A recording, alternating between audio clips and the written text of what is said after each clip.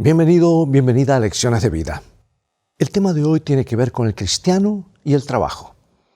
El trabajo es una de las tres grandes prácticas previas a la caída que se han trasladado a nuestra situación actual posterior a la caída.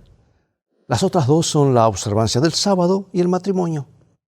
Por lo tanto, el trabajo, o estar ocupado de manera significativa con las tareas, proviene directamente del paraíso sin pecado. Las tres prácticas, si se realizan bajo la guía del Señor, son pequeñas muestras de un Edén pasado o un Edén futuro, cualquiera que sea la dirección que tomemos. Sin embargo, como todo lo que demás en este mundo, el trabajo puede tener sus pecaminosos inconvenientes, con los que todos podemos identificarnos. La buena noticia es que Dios está en el negocio de la restauración y está completamente preparado para convertir nuestras ocupaciones actuales en plataformas para el crecimiento cristiano y el testimonio. Pasamos la mayor parte de nuestra vida adulta trabajando. Entonces, a menos que seamos capaces de integrar nuestro compromiso con Cristo de alguna manera con nuestra vocación, pasaremos una cantidad excesiva de nuestra vida sin aprovechar una existencia centrada en Dios. Podemos estar agradecidos de que la amonestación de andar en el Espíritu se pueda convertir en una promesa que dice, ya sea que caminemos por una oficina o un sitio de construcción en una granja, Cristo puede estar en nuestros corazones y a nuestro lado todo el tiempo. Es un estímulo saber que cualquier trabajo que realicemos, no solo el trabajo abiertamente religioso, puede ser inspirado por el Espíritu. Dios le dijo a Moisés que llenó a Bezaleel con el Espíritu de Dios para poder fabricar metales, madera, piedra y tela para hacer un tabernáculo. Ahora, si Dios puede bendecir la obra de Bezaleel con el Espíritu, también puede bendecir la nuestra. Así que ve por tu Biblia y ya regresaré.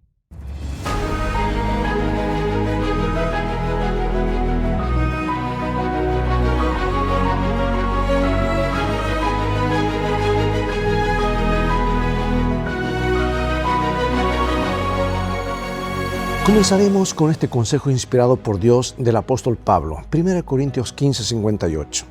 Así que, hermanos míos amados, estad firmes y constantes, creciendo en la obra del Señor siempre, sabiendo que vuestro trabajo en el Señor no es en vano. El trabajo fue idea de Dios. En el mundo ideal antes del pecado, Dios le dio a Adán y a Eva la tarea de cuidar el jardín. Al igual que su Creador, a cuya imagen fueron creados, debían dedicarse a un trabajo creativo y al servicio amoroso. Es decir, incluso en un mundo no caído, un mundo sin pecado, muerte ni sufrimiento, la humanidad debía trabajar.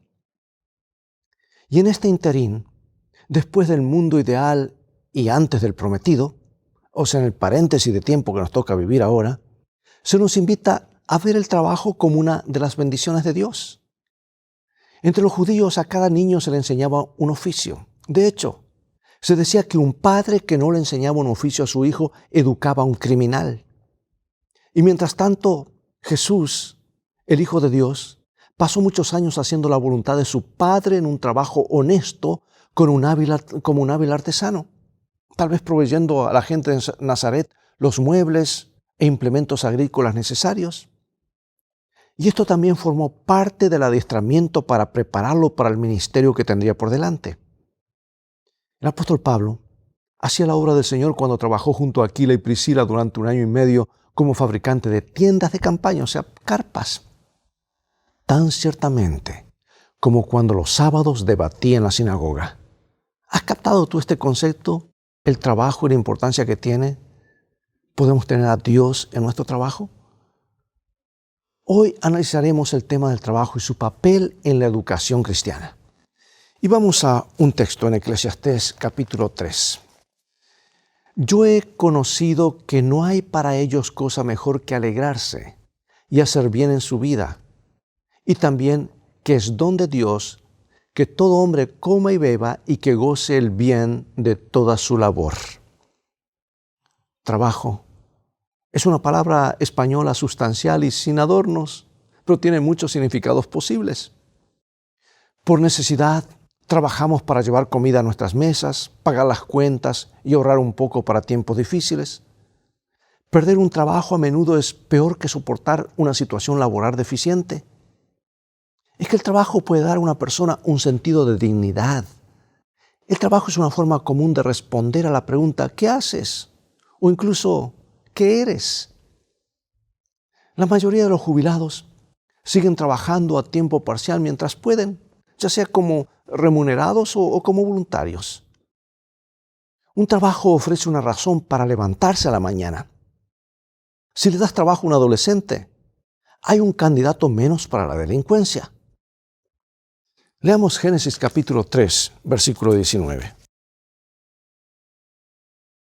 Con el sudor de tu rostro comerás el pan hasta que vuelvas a la tierra, porque de ella fuiste tomado, pues polvo eres, y al polvo volverás. ¿Cuál es el contexto y qué nos dice acerca de la otra cara del trabajo, al menos para algunos? De repente el trabajo antes de la caída cambia y se hace algo diferente después de la caída. Aquí hay una referencia a la otra cara del trabajo. Para algunos el trabajo solo significa la ingrata tarea de las obligaciones diarias que acabará con la muerte. Trabajan en tareas que desprecian, con la esperanza de jubilarse lo antes posible mientras todavía tengan salud. Para otros el trabajo puede apoderarse de la vida y convertirse en el centro de la existencia e incluso en la fuente esencial de la identidad personal. Lejos de su trabajo, estas personas se sienten deprimidas y desorientadas, inseguras de qué hacer o a dónde acudir. Parece que el trabajo es su vida.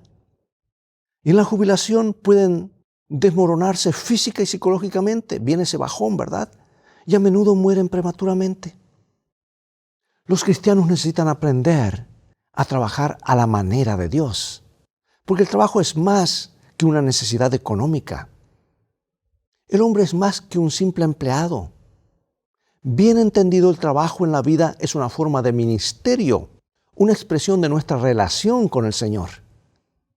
Y parte de la tarea de un maestro es ayudar a los alumnos a encontrar un trabajo en el cual sus habilidades e intereses, o sea, dones dados por Dios, coincidan con las necesidades del mundo.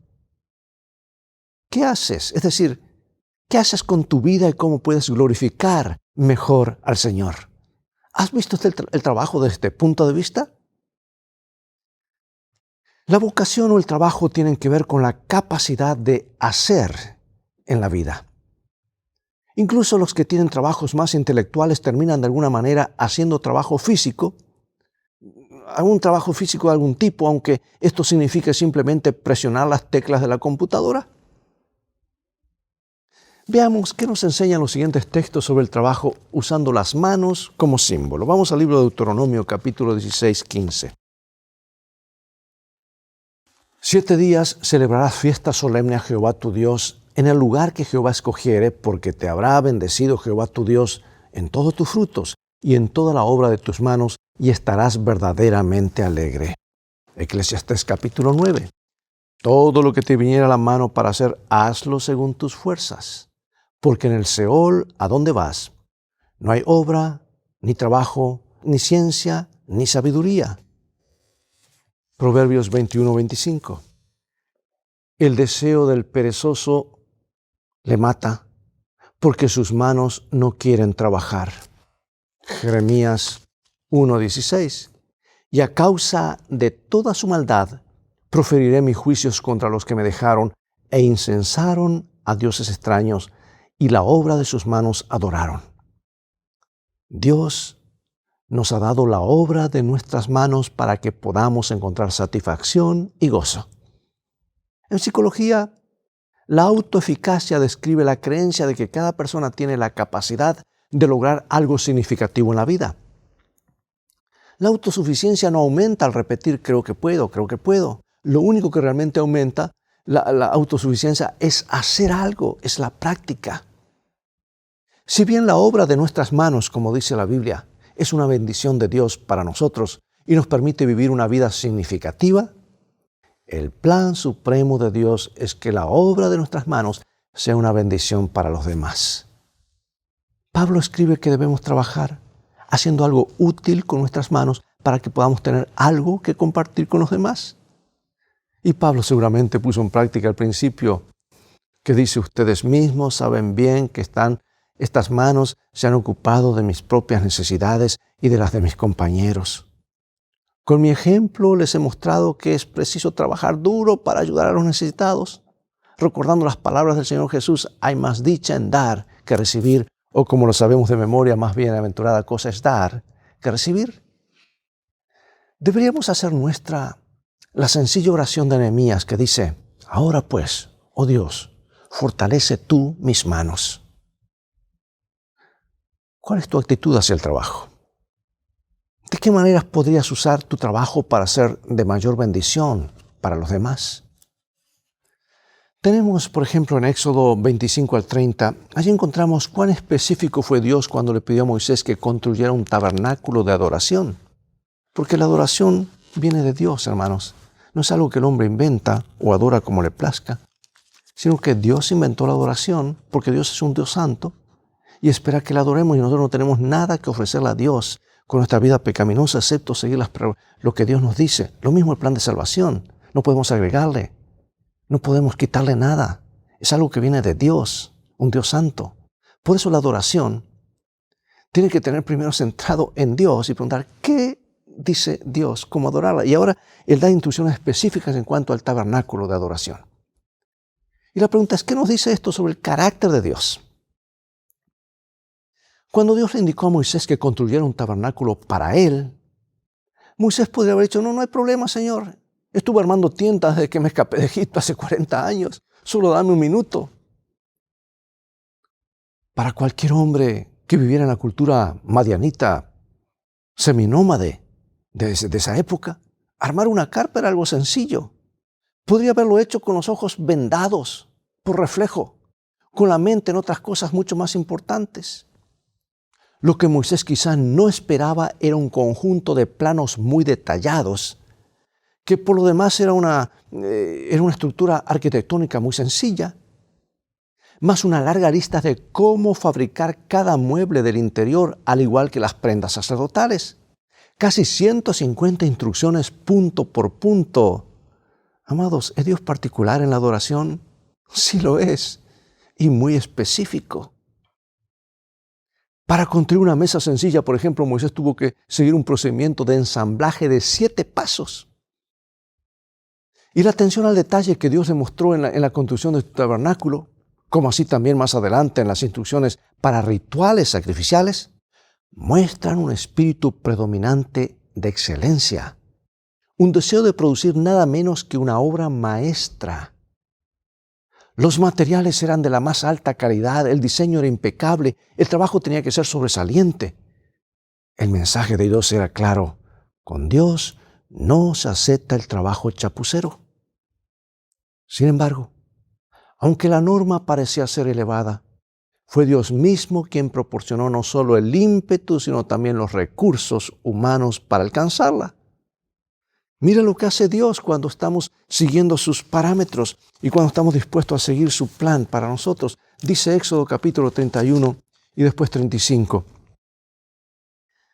Habló Jehová a Moisés diciendo: mira, yo he llamado por nombre a Bezaleel, hijo de Uri, hijo de Hur, de la tribu de Judá, y lo he llenado del Espíritu de Dios en sabiduría y en inteligencia, en ciencia y en todo arte, para inventar diseños, para trabajar en oro, en plata y en bronce, y en artificio de piedras para engastarlas, y en artificio de madera, para trabajar en toda clase de labor. Y he aquí que yo he puesto con él a Aholiab, hijo de Ahisamac, de la tribu de Dan, y he puesto sabiduría en el ánimo de todo sabio de corazón para que hagan todo lo que he mandado. Y dijo Moisés a los hijos de Israel: mirad, Jehová ha nombrado a Bezaleel, hijo de Uri, hijo de Hur, de la tribu de Judá, y lo ha llenado del Espíritu de Dios en sabiduría, en inteligencia, en ciencia y en todo arte, para proyectar diseños, para trabajar en oro, en plata, en bronce y en la talla de piedras de engaste, y en obra de madera, para trabajar en toda labor ingeniosa. Y ha puesto en su corazón el que pueda enseñar Asiel como Aholiab, hijo de Ahisamac, de la tribu de Dan, y los ha llenado de sabiduría de corazón, para que hagan toda obra de arte y de invención, y de bordado azul, en púrpura, en carmesí, en lino fino y en telar, para que hagan toda labor e inventen todo diseño. Así pues, Bezalel y Aholiab, y todo hombre sabio de corazón a quien Jehová dio sabiduría e inteligencia, para saber hacer toda la obra del servicio del santuario, harán todas las cosas que ha mandado Jehová. ¿Quién daba todos estos talentos? Dios mismo. Dios mismo le dio al pueblo las habilidades necesarias. Estos hombres fueron llenos del Espíritu, lo que les dio habilidad y conocimiento en todo tipo de artesanías para que la construcción del tabernáculo y sus muebles avanzaran como ha mandado Jehová. Además, los mismos dos maestros diseñadores también fueron dotados para que puedan enseñar, de modo que su conocimiento y habilidad continuarán dentro de la comunidad y tuviesen continuidad dentro de la comunidad israelita. Aunque en esta historia se señala a ambos como los líderes elegidos por Dios, también hubo otros que recibieron dones similares y se sumaron a la obra. Por lo tanto, no es una excusa válida el hecho de que seamos seres humanos y pecaminosos para encarar alguna tarea sin la máxima dedicación. Dios espera que siempre nos desempeñemos de la mejor manera, aprovechando nuestros talentos, habilidades, tiempo y educación para grandes causas. El trabajo, amados, está conectado con la espiritualidad más de lo que nos imaginamos. Porque dice, si vivimos por el Espíritu, andemos también por el Espíritu. El trabajo y la espiritualidad son inseparables. El cristianismo no es una prenda que nos ponemos y nos quitamos, nos podemos poner aquí, nos quitamos después cuando cambiamos de humor o pasamos por diferentes etapas de la vida. No, el cristianismo crea un nuevo ser que se manifiesta en todas las dimensiones de la vida, incluyendo el trabajo. Gálatas 5. Mas el fruto del Espíritu es amor, gozo, paz, paciencia, benignidad, bondad, fe, mansedumbre, templanza. Contra tales cosas no hay ley. Pero los que son de Cristo han crucificado la carne con sus pasiones y deseos. Si vivimos por el Espíritu, andemos también por el Espíritu. No nos hagamos vanagloriosos, irritándonos unos a otros, envidiándonos unos a otros. Bueno, un diccionario expositivo de las palabras del Nuevo Testamento describe a la persona espiritual como alguien que manifiesta los frutos del Espíritu a su manera. Y a partir de esto, podemos concluir que a través de nuestra conexión con Cristo, los seres humanos funcionaremos como creyentes en todos los aspectos de nuestra vida. Un paciente estaba en su lecho de muerte en el hospital de Florida, en los Estados Unidos, mientras su mejor amigo velaba junto a su cama. Los enfermeros entraban y salían de la habitación atendiendo las necesidades del paciente, tratando de mantener una conversación fluida. El amigo le preguntó a los enfermeros dónde habían estudiado. Y muchos le contaron que se graduaron del Hospital Escuela Florida. Y esto causó una gran impresión en el amigo. Posteriormente realizó varias visitas al Hospital Escuela Florida para ver cómo era. ¿Por qué? ¿Por qué esta gente trataba en forma tan amable a los demás? Él se había conectado a la gente que le parecía que los enfermeros graduados de esta escuela constantemente le brindaban más amor y cariño a su amigo moribundo que los enfermeros graduados en otros lugares. Es decir, pudo ver una gran diferencia entre ellos y los demás con respecto a su actitud hacia su amigo moribundo.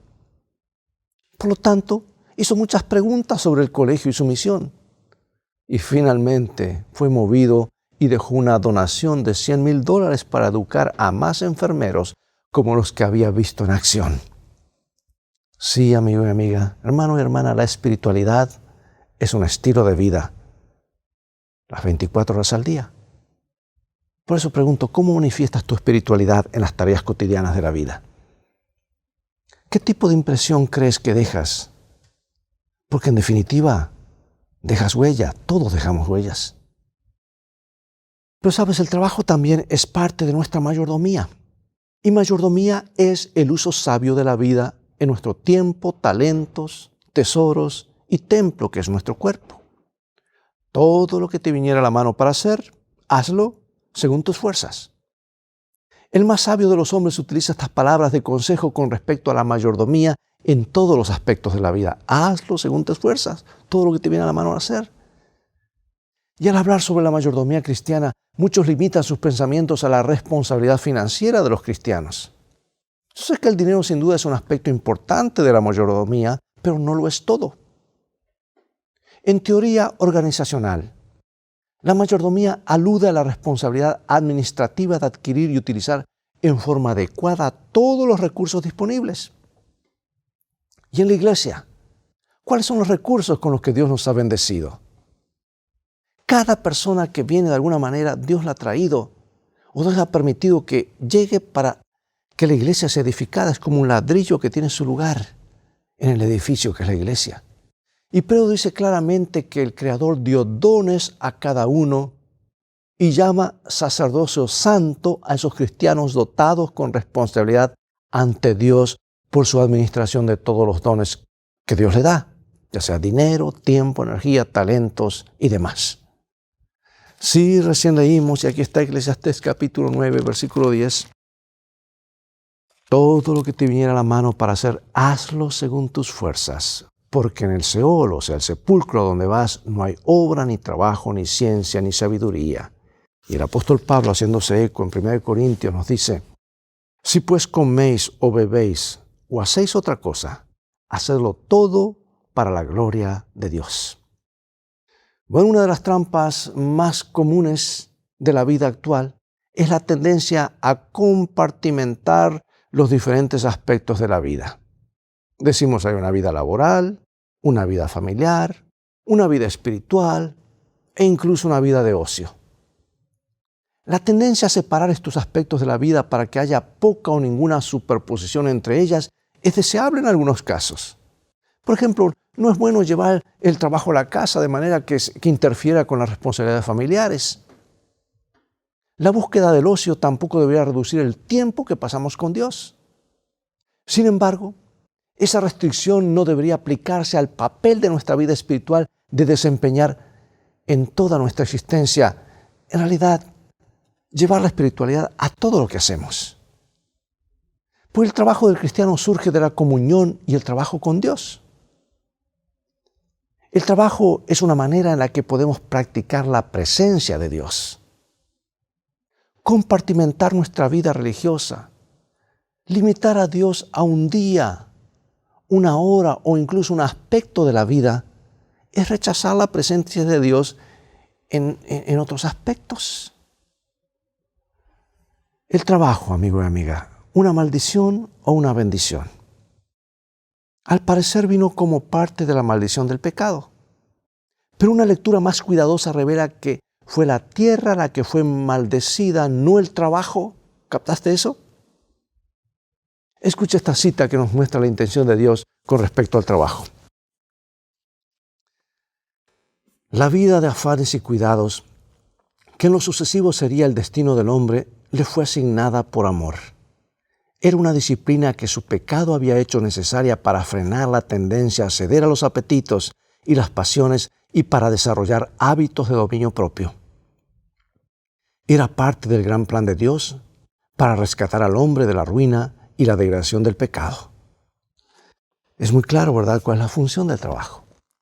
Es posible que lo hayamos convertido en maldición por la monotonía, el exceso de trabajo o la sobrevaloración de su papel en nuestra vida. Eso es posible. Pero cualquiera sea nuestra situación, debemos aprender a poner el trabajo en su perspectiva adecuada. Y la educación cristiana debe ayudar a capacitar a las personas para asimilar el valor del trabajo y al mismo tiempo no convertirlo en un ídolo.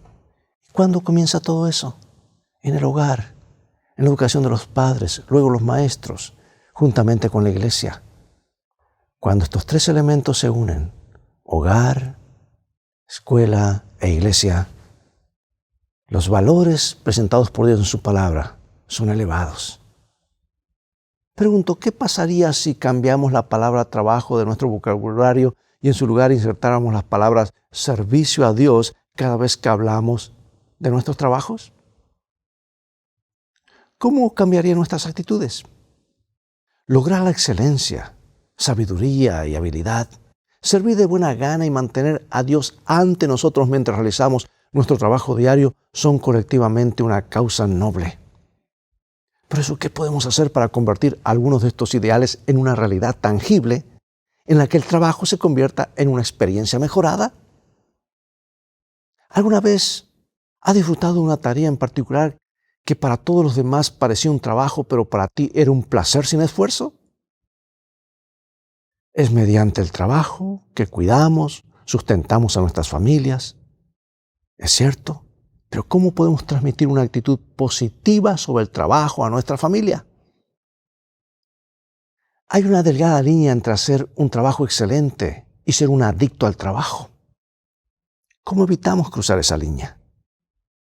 Pablo dijo muy claramente, porque también cuando estábamos con vosotros, os ordenábamos esto: si alguno no quiere trabajar, tampoco coma. Este principio, por supuesto, tiene mucho sentido. ¿Cuáles podrían ser algunos ejemplos en los que no se aplica? Es decir, ¿por qué debemos estar seguros de no hacer de esta una regla irrefutable que nunca debe romperse? ¿Es que hoy vivimos una época de crisis por la pandemia y muchos han perdido sus trabajos?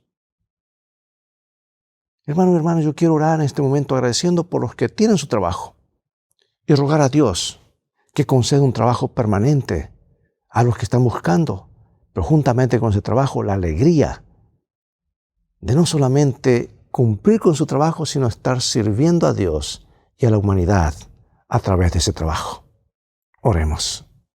Padre Celestial, gracias por hacer del trabajo nuestra salvaguardia para muchos males que hoy afectan al mundo.